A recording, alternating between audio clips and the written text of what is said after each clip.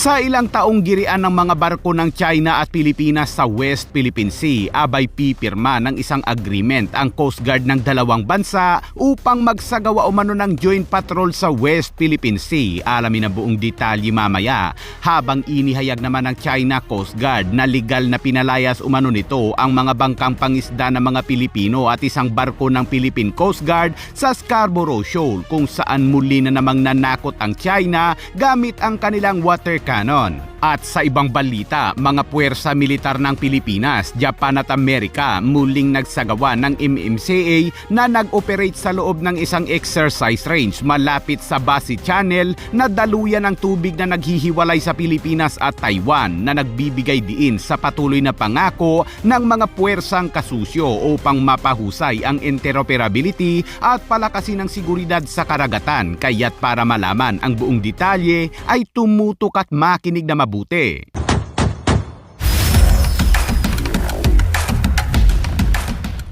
Matapos ang maraming taong tensyon kung saan makailang beses na binangga, sinira ang mga gamit,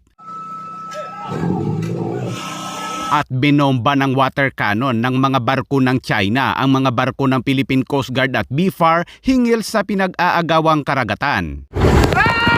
Ayon sa isang senador ng Pilipinas, ay maaaring simulan ng China at Pilipinas ang magkasanib na pagpapatrolya ng mga Coast Guard sa West Philippine Sea. The Philippine Coast Guard and the China Coast Guard will soon conduct joint patrols in the West Philippine Sea or South China Sea. Nakipagkita si Senador Erwin Tulfo, chairman ng komite ng Ugnayang Panlabas ng Senado, sa Chinese Ambassador ng China na si Jingquan noong Lunes. At pagkatapos ng kanilang meeting ay sinabi ni Tulfo na inaasahang pipirma ang mga Coast Guard ng dalawang bansa ng isang Memorandum of Agreement sa katapusan ng Marso. Dagdag niya, sa halip na magkaroon ng mga alitan doon ay dapat na magkaroon ng kooperasyon tulad ng magkasanib na pagpapatrolya, mga operasyon sa paghahanap at pagsagip o paglinis ng kapaligiran, at iyan anya ang binanggit ni Ambassador Jingquan sa kanilang meeting.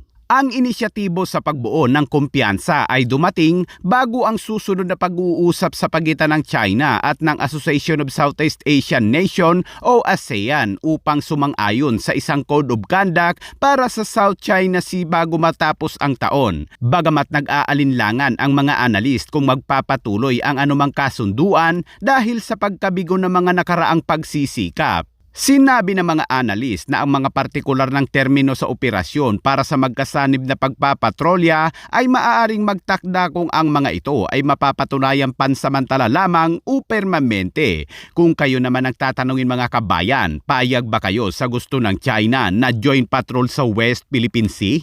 Samantala, sa update naman sa Scarborough Shoal, naglabas ng pahayag ang China Coast Guard na iniulat naman ng Xinhua na noong Sabado ay ilang mga bangkang pangisda ng mga Pilipino ang iligal umanong nagtipon at pumasok sa teritoryo ng katubigan ng China sa tinatawag nilang Huangyan daw. Kaya't ang mga barko umano nila na Wanxia at Hibaw, parehong mga China Coast Guard vessel, ay legal na pinalayas ang mga bangkang Pilipino, pati na ang isang barko daw ng Philippine Coast Guard. Sa ulat ng China State Media ay nangyari umano ito noong Sabado ng tanghali, pero bago daw nila pinalayas ang barko at ang mga barkang pangisda ng Pilipino ay kinuhanan daw ng litrato ng barko ng Pilipinas ang mga barkong Chino at gumawa daw ng mga papanganib na maniobra sa pamamagitan ng pagtawid sa mga ruta ng mga barko ng China Coast Guard na nagpapatrolya. Makailang beses daw silang nagbigay ng mga babala, pero matapos baliwalain ng mga Pilipino ay doon na daw gumawa ng mga hakbang sa regulasyon ang mga barko ng China Coast Guard alinsunod sa kanilang batas. Kabilang sa mga ito ang water cannon warning spray, kaya't makikita sa larawan na kanilang inilabas mga kabayan ay makikita nga na may water cannon, at sa huli ay matagumpay daw na naitaboy ang mga bangka at barko ng Pilipinas. Yan ang mga inilabas na pahayag ng China mga kabayan, pero wala namang sinabi ang Philippine Coast Guard kung totoo bang nangyari ito noong Sabado. May mga ipinakitang larawan ang China bilang patunay, at sa isang post naman ni Ray Powell ay totoo nga daw na itinaboy ng China ang mga bangkang pangisdang Pilipino sa Scarborough Shoal. Idinagdag ng China sa pahayag na patuloy daw nilang tinutupad ang mga responsibilidad nito sa pagsagip sa dagat, ngunit hindi daw kailanman papayagan ang anumang bansa na lumabag sa soberanya nito sa ilalim ng anumang dahilan. At sa ibang balita naman mga kabayan, bilang karagdagan sa mga naunang pakikipag-ugnayan ngayong buwan, isinagawa ng Sandatahang Lakas ng Pilipinas kasama ang Japan Maritime Self-Defense Force at United States Indo-Pacific Command ang ika-15 Multilateral Maritime Cooperative Activity mula sa ika-20 hanggang ika-26 na Pebrero sa kanlurang dagat ng Pilipinas. Kabilang sa mga assets ng Pilipinas na lumahok ay ang BRP Antonio Luna ng hukbong dagat na may sakay na AW159 helicopter kasama ang mga sasakyang panghimpapawid ng hukbong panghimpapawid ng Pilipinas tulad ng mga FA-50 fighter jets, C-208B, A-29 Super Tucano at isang so-called search and rescue helicopter. Habang ipinadala naman ng Philippine Coast Guard ang BRP Gabriela Silang na nagpakita ng isang Hall of Nations na diskarte sa pagprotekta sa maritime domain ng bansa. Nag-ambag naman ang Japan ng isang P-3 Orion aircraft habang ang Amerika naman ay nagpadala ng USS Dewey at isang P-8 Poseidon aircraft. Ang pagsasama ng mga platform na ito ay nagpapakita ng kakayahan ng tatlong bansa na gumana ng maayos ng magkakasama sa mga komplikadong kapaligiran pandagat na nagpapakita ng lumalaking lalim ng kaoperasyong pangdagat.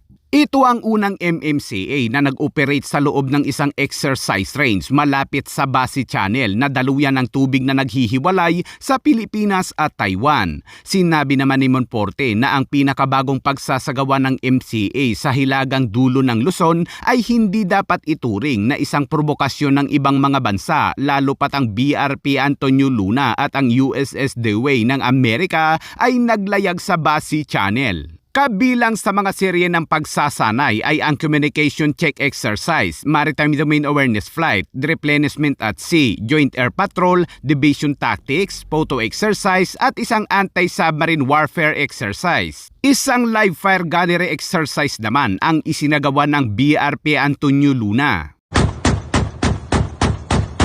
Ito ay upang patunayan ang katumpakan ng pag-target at kahandaan sa labanan sa ilalim ng makatotohanang mga kondisyon pandagat bago matapos ang isang hot wash at finish exercise upang suriin ang pagganap at kumuha ng mga aral para sa mga operasyon sa hinaharap. Ang pangalawang MMCA ngayong taong ito ay nagbibigay diin sa patuloy na pangako ng mga puwersang kasosyo upang mapahusay ang interoperability, palakasin ang seguridad sa karagatan at mapabuti ang kamalayan sa maritime domain sa rehiyon.